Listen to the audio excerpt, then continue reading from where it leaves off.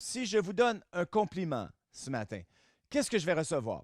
Il y a des grosses chances que je vais recevoir un compliment. Si ce n'est pas de vous, ça va être quelqu'un d'autre. Ah, j'aime tes cheveux mauves. Et toi, tu me dis, ah oui, j'aime tes cheveux verts. Alors, on se complimente les deux et on sème et on récolte. Si je te donne de la gentillesse, probablement que tu vas me redonner de la gentillesse en retour. Si je vous souris, et il y en a qui me sourient. Évidemment, il y en a qui ont des visages de glace ici, mais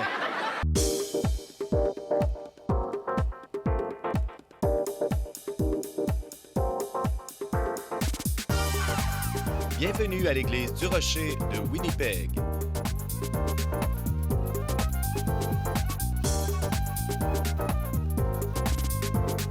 Demeurez avec nous pour un autre message qui provoquera votre pensée du pasteur Mark Hughes. combien ici vous avez grandi avec un parent qui a utilisé cette phrase? L'argent ne pousse pas dans les arbres. Exactement, vous aviez les mêmes parents que moi. Et mon père me disait toujours ça comme ça, hein, et c'était comme une question. Il me disait, est-ce que tu penses que l'argent pousse dans les arbres? Et il me disait toujours ça. Et un jour, j'ai décidé que j'étais pour faire mon fin finaux. Alors, je lui ai demandé quelque chose et il m'a dit, tu penses que l'argent pousse dans les arbres? Et là, je lui ai dit, hé papa, de quoi l'argent est-elle fait? Il dit, du papier, fils, et je sais que ça vient des arbres, bravo. Des arbres, bravo. Alors aujourd'hui, ce que je vais faire, c'est que je vais vous enseigner comment faire pousser un arbre d'argent. Qui a déjà vu un vrai arbre d'argent? Je veux voir. Personne n'a déjà vu un arbre d'argent? Eh bien, vous êtes à la bonne place. Comment est-ce qu'on fait pousser un arbre d'argent? Bien, ça prend de la bonne terre, évidemment, et ensuite on met des pièces d'argent et on recouvre, on arrose et éventuellement l'arbre va pousser et bon, ben, je vais vous montrer la photo. Regardez l'arbre d'argent. Et cet arbre en particulier pousse des billets de 1 dollar américain. Il y a des arbres canadiens, mais ils sont un peu moins gros et un peu plus, moins grands et plus gros. Et voilà ce qu'ils ont l'air quand ils sont jeunes, mais lorsqu'ils grandissent et deviennent matures, c'est un très grand arbre. Regardez la famille, là, ils prennent l'argent d'hypothèque, l'argent de la voiture, l'argent d'épicerie. Et plus l'arbre grandit, évidemment, il y a des billets de 10 dollars, des billets de 20 dollars et des billets de 100 dollars même. Alors aujourd'hui, je vais vous enseigner comment faire pousser un de ces arbres d'argent. N'êtes-vous pas excités? Il y en a ici qui sont excités, d'autres non. On dirait que vous croyez que je ne suis pas sérieux. Bon, d'accord, peut-être que l'argent ne pousse pas dans les arbres, mais l'argent pousse comme un arbre et c'est ce qu'on va découvrir ce matin. Reculons au jour de Noé. Tout le monde se souvient de l'histoire, hein? Il a bâti l'arche, ce bateau, et il a plu pendant 40 jours et 40 nuits. Mais parfois, ce qu'on néglige de remarquer, c'est qu'ils n'étaient pas dans l'arche pendant 40 jours et 40 nuits. Ils ont été dans cette arche pendant toute une année. Ils ont flotté pendant que les eaux recouvraient la terre pendant une année et après 12 mois, finalement, les eaux se sont retirées et l'arche s'est retrouvée sur le mont Ararat, qui était une grande montagne. Dans ces années, ils ont sorti de l'arche et imaginez, là, que pensez-vous que le monde avait l'air, ressemblait après 12 mois sous l'eau? Ça aurait été un site de dévastation, si vous voulez. Et prenons cette histoire-là. Noé sort de l'arche et il bâtit un autel à l'Éternel. Et voici ce que ça dit. Genèse 8, 21. L'Éternel sentit une odeur agréable. Et l'Éternel dit en son cœur, je ne maudirai plus la terre à cause de l'homme parce que ses pensées de son cœur sont mauvaises dès sa jeunesse. Je ne frapperai plus tout ce qui est vivant comme je l'ai fait. Est-ce que vous avez entendu, là, on va faire l'autre verset, mais l'Éternel dit, j'ai détruit tout ce qui vivait. Après 12 mois sous l'eau, tous les insectes, les animaux qui n'étaient pas dans l'arche sont morts. Hein? Chaque brin d'herbe, chaque arbre, la terre a été dévastée.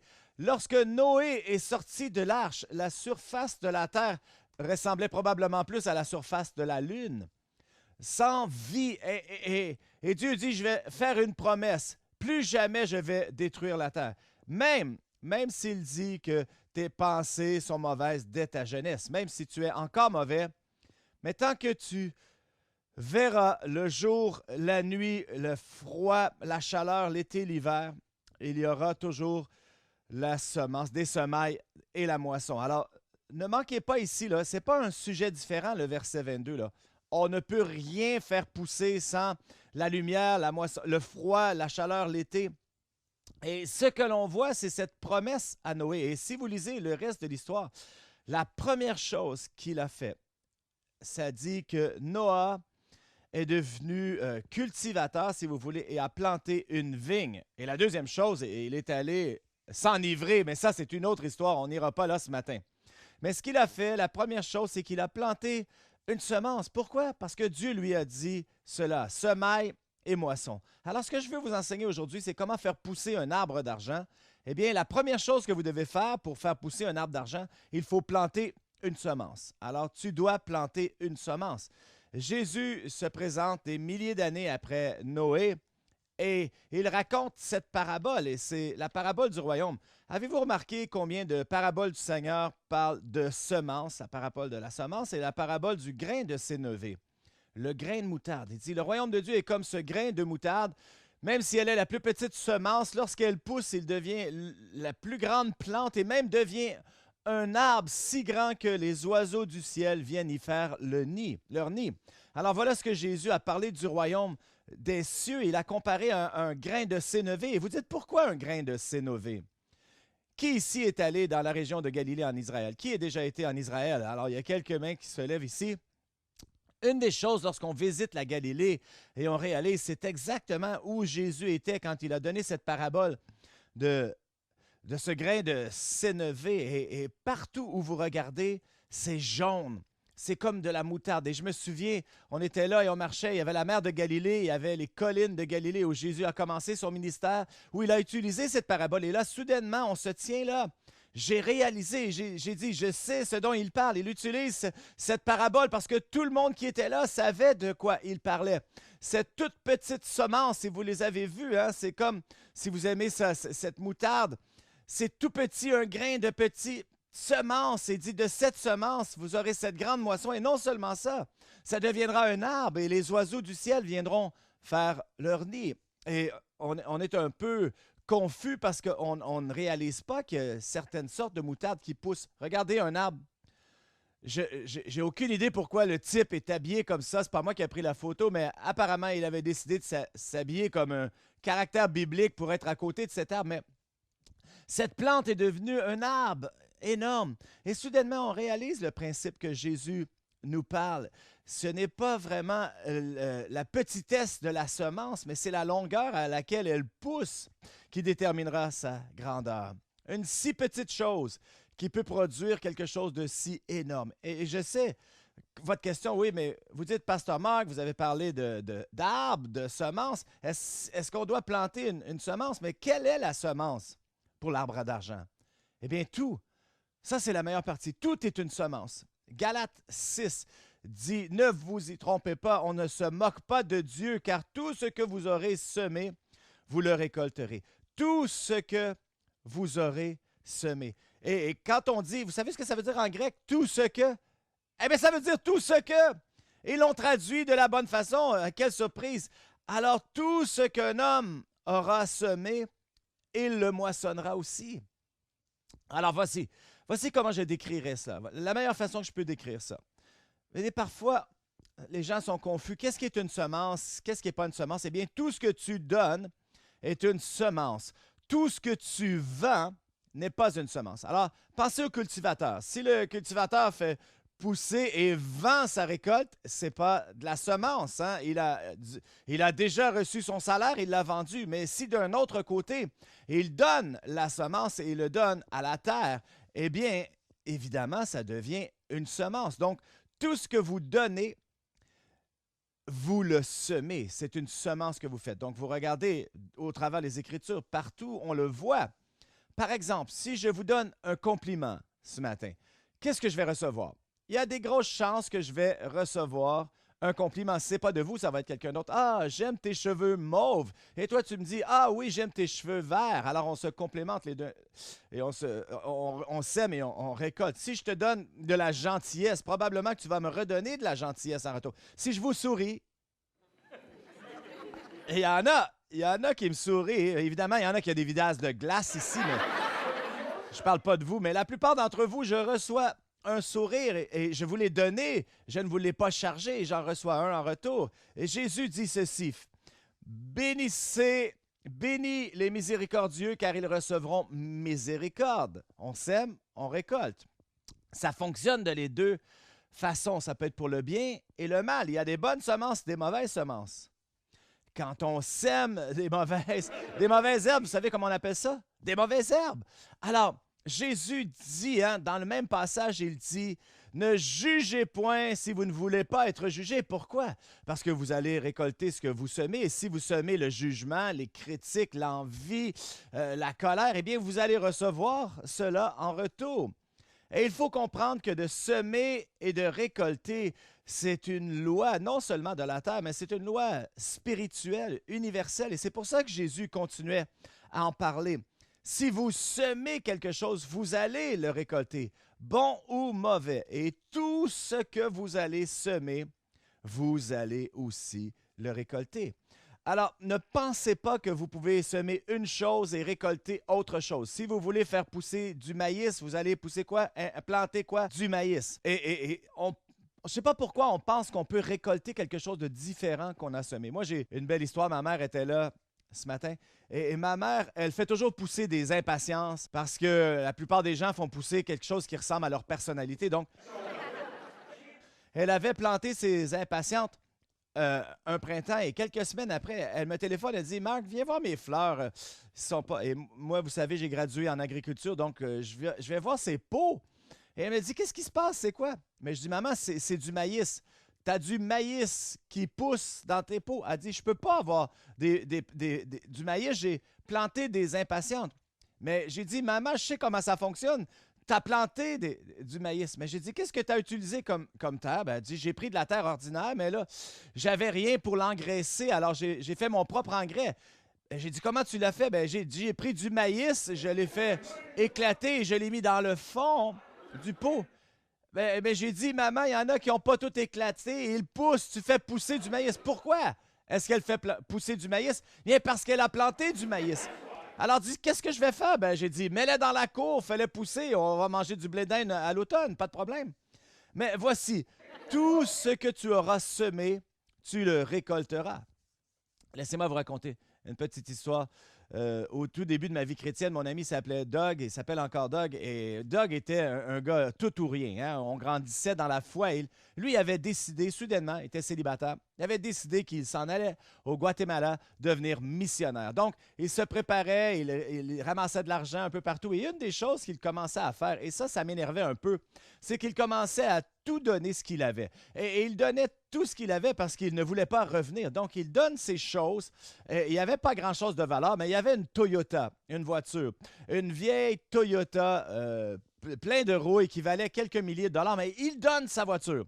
Et là, moi, je suis en colère. J'ai dit, Doug, qu'est-ce que tu fais? La seule chose que tu as avec un peu de valeur dans ta vie et tu la donnes, tu veux ramasser de l'argent pour aller au Guatemala? Et il dit, vous savez, Doug était comme ça, il dit, ah, c'est une semence, j'ai semé une semence, tout est bon, je l'ai donné à quelqu'un dans l'église. Et moi, je suis en colère, il me demande de l'argent, puis là, et il donne sa voiture au lieu de la vendre. Alors, il va au Guatemala, il rencontre une femme au Guatemala, il la marie. 6 mois plus tard, il revient pour présenter son épouse et pour dire à tout le monde qu'il retourne au Guatemala et qu'il ne revient plus. Et mon pasteur a été tellement impressionné avec Doug et du fait qu'il retournait dans le champ missionnaire pour le reste de sa vie. Voici ce qu'il a fait. Il a pris une offrande et lui ont acheté une Toyota 4x4, un camion. Et ils l'ont amené dans l'église et je me suis dit, il a semé une Toyota, il a récolté une Toyota. Et là, soudainement, les lumières se sont allumées et j'ai dit, voilà comment ça fonctionne. Tout ce que tu auras semé, la semence était une Toyota et il a récolté une Toyota. Et je me suis dit, c'est fou.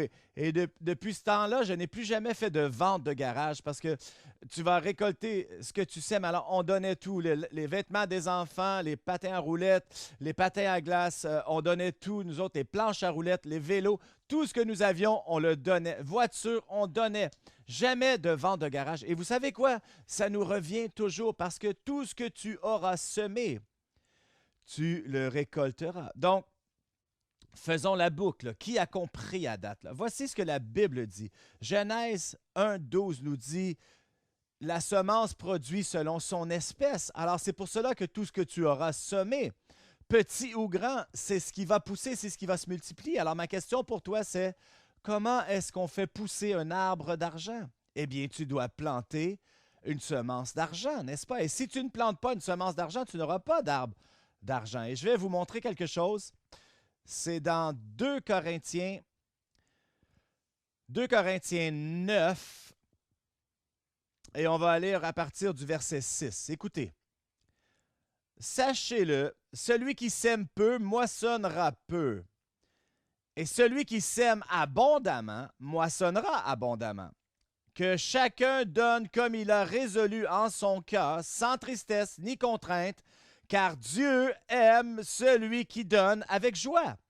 Et Dieu peut vous combler de toutes ses grâces afin que, possédant toujours en toutes choses de quoi satisfaire à tous vos besoins, vous ayez encore en abondance pour toute bonne œuvre. Et ne ratez pas ici ce qu'il dit. Il parle de donner, il parle de dons financiers. Regardez le contexte. Il dit, celui qui donne peu moissonnera peu, mais celui qui donne en abondance récoltera en abondance. Et on ne donne pas pour recevoir. Ce n'est pas pour cela qu'on le fait, mais on le fait parce qu'on veut le faire. Il dit, je ne veux pas quelqu'un qui donne avec sans gaieté de cœur, mais Dieu aime celui qui donne avec joie. Dieu aime celui qui comprend la libéralité, la générosité, des gens qui donnent sincèrement. Voilà ce qu'il recherche, mais voici ce qu'il dit. Ils auront assez pour satisfaire à tous leurs besoins et en abondance pour toute bonne œuvre. Et laissez-moi vous poser cette question. Voulez-vous vraiment que seulement vos besoins soient rencontrés dans la vie? Ça, c'est la pensée la plus égoïste, hein, d'avoir vos besoins. « Ah, je veux juste que le Seigneur rencontre mes besoins et ça va bien. » Pourquoi? À quoi vas-tu servir pour les autres si tout ce que tu as, c'est que tes besoins sont rencontrés? Ce que tu as besoin, c'est d'en avoir assez pour toi, mais en abondance afin de donner aux autres. Qui veut être ces gens que lorsqu'il arrive quelque chose et on voit des gens dans le besoin, on peut les aider?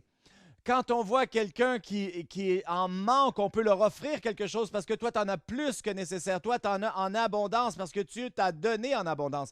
Qui ici là, vous aime être ceux que dans un projet missionnaire, tu n'as pas besoin de rester assis sur tes mains, mais que tu peux donner pour toute bonne œuvre?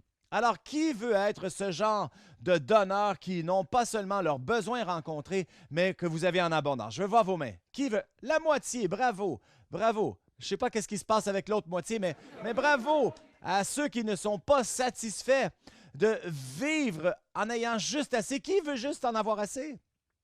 Je vous raconte une histoire sur un projet de recherche qu'ils ont fait. Il y avait un groupe de gens, de personnes, et ils ont donné à tout le monde 100 $. 100 $ chaque, mais ils ont séparé le groupe en deux. Ils ont dit à la moitié de ce groupe, prenez le 100 $, allez partez quelques heures et achetez-vous ce que vous voulez avec le 100 $. Et ils sont partis. Ensuite, l'autre moitié du groupe, ils ont dit, voici ce qu'on veut que vous fassiez. Prenez le 100 $ et commencez à le donner. Faites ce que vous voulez, donnez-le à qui vous voulez, mais on veut que vous partiez et donnez le 100 $. Et c'est ce qu'ils ont fait. Et les gens qui avaient l'argent pour acheter quelque chose, ils reviennent et ils s'étaient achetés des choses pour eux. « Hey, regarde mes nouvelles chaussures, ah, quelle belle chemise, et la sacoche. » Et ils parlent des choses qu'ils ont achetées, ils étaient heureux. Mais le groupe qui devait donner le 100 $, ils reviennent et sont radiants et avec le sourire et des histoires, comment ils ont donné de l'argent aux personnes qui en avaient besoin. Ils avaient des histoires fantastiques, tellement que les gens avec les chaussures et les chemises enviaient ceux qui avaient donné le 100 $. Et qu'est-ce que Jésus a dit? Il y a plus de joie à donner que quoi? Qu'à recevoir. Et ceux qui donnaient, vous savez hein, ce que je veux dire. Hein? On ne veut pas aller dans la vie comme celui qui prend, mais plutôt que celui qui donne. Et vous savez ce que j'ai découvert? J'ai découvert qu'il y a 3 genres de gens qui donnent. Hein? Il y a les pierres à feu, il y a les citrons et les rayons de miel ou les alvéoles. Avec les pierres à feu, là, il faut les frapper avec un marteau pour avoir un étincelle. Et c'est tout ce qu'on a, c'est des étincelles. Les citrons, voici comment ça fonctionne. Il faut les presser. Le plus on les presse, plus on en retire. Mais habituellement, c'est quelque chose de sûr. Mais les rayons de miel, eux, ils coulent. Et c'est doux et c'est généreux. Et ils coulent avec la bonté en eux parce que c'est ce qu'un rayon de miel fait. C'est la coupe qui déborde. Alors, moi, je ne vais pas vous mettre de pression, là, mais répondez à cette question. Quel genre de personne qui donne êtes-vous? Êtes-vous une pierre à feu, un citron ou un rayon de miel? Et quel genre de personne voulez-vous être? Hein? Il y a cette histoire d'un un serveur de bar qui a cette gageure comme quoi il peut écraser un citron et personne n'est capable d'en faire couler une goutte pour 1000 dollars. Alors, les hommes grands et forts sont venus. Ils ont tous perdu 1000 dollars. Et un jour, un tout petit chétif entre dans le bar et il s'assoit et il entend cette gageure. Il dit hey, je vais l'essayer. Alors, le barman dit d'accord et il prend le citron et il l'écrase jusqu'à la dernière goutte et ensuite il donne à ce petit gringalet tout maigre. Et le petit monsieur prend le citron et serre et goutte, et 6 gouttes de citron. Et toute la place est exclamée en joie. Et le barman lui a donné 1000 dollars et il lui a dit, je suis vraiment impressionné, monsieur, mais laissez-moi vous poser cette question. Que faites-vous dans la vie? Et il dit, je suis un inspecteur pour Revenu Canada.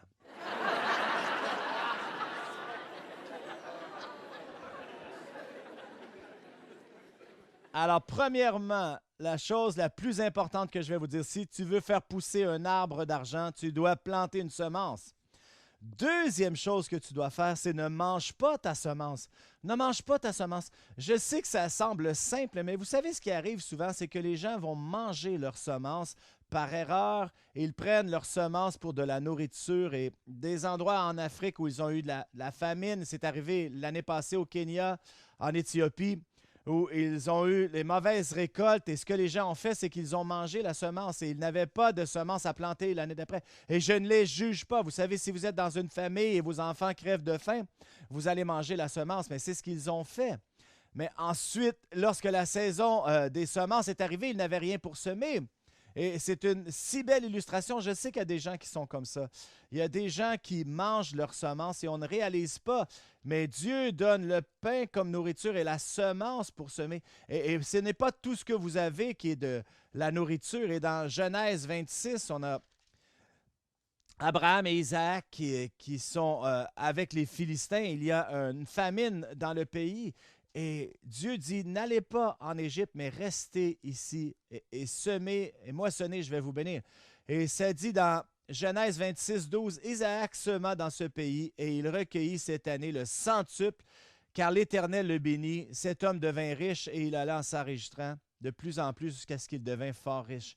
Qu'est-ce qu'il a fait? Il a semé même parmi la famine. Et je pense qu'un des secrets à comprendre, c'est que ce n'est pas tout ce que vous avez qui est de la nourriture à manger.